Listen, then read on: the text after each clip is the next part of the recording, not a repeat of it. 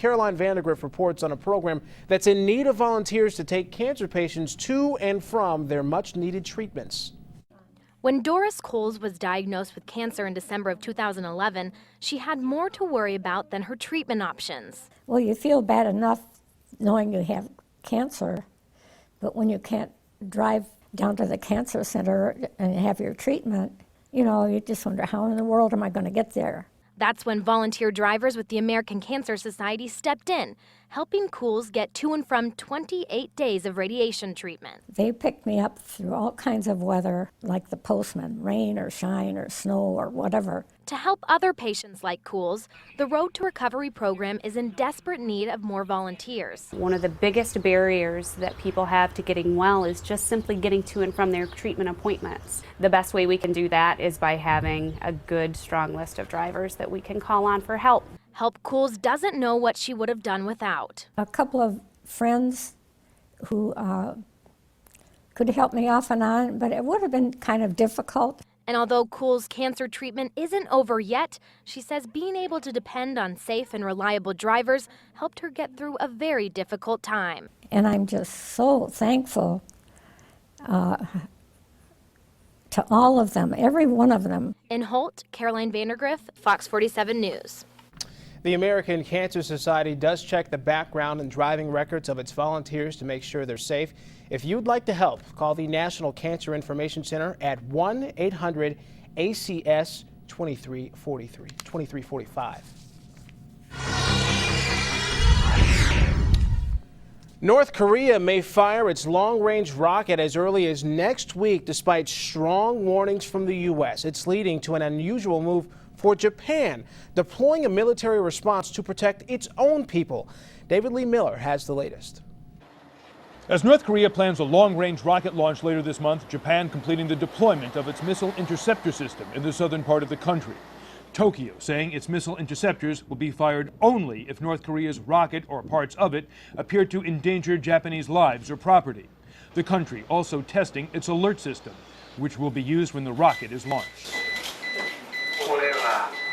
North Korea insists it will be a peaceful satellite launch, but the U.S. and its allies believe the launch is a test of the country's long-range missiles. The White House continues to issue strong warnings to Pyongyang. This activity, if it takes place, would be in violation of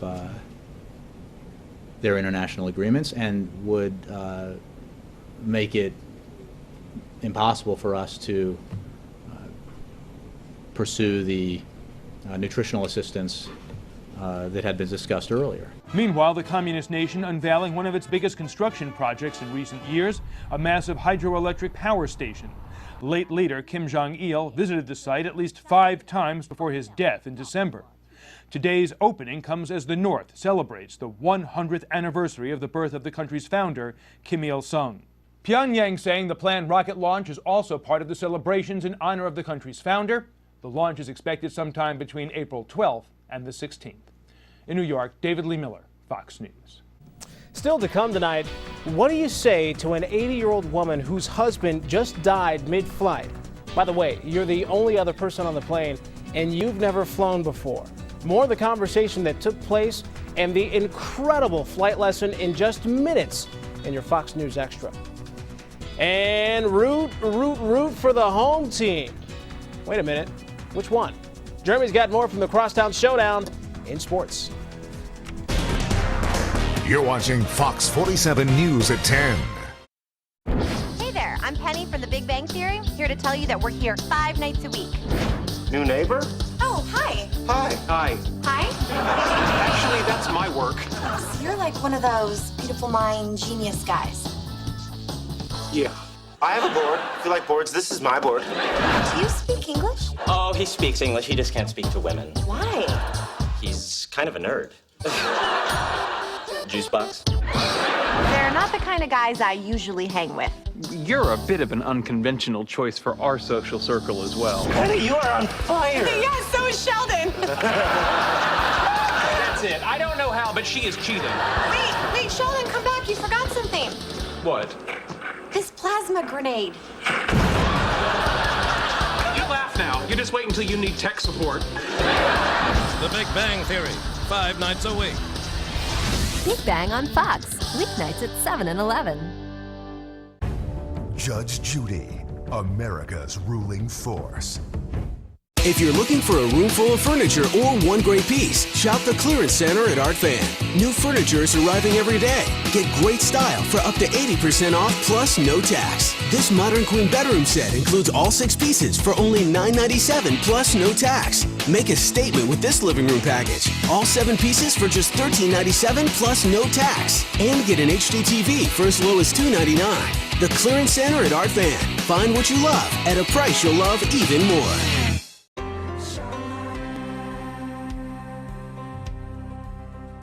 Since Obama became president, gas prices have nearly doubled. Obama opposed exploring for energy in Alaska. He gave millions of tax dollars to Solyndra, which then went bankrupt. And he blocked the Keystone Pipeline, so we will all pay more at the pump. Obama's energy secretary said we need to, quote, boost the price of gasoline to the levels in Europe. That's $9 a gallon. But what does he care? I don't own a car at the moment. Tell Obama we can't afford his failing energy policies.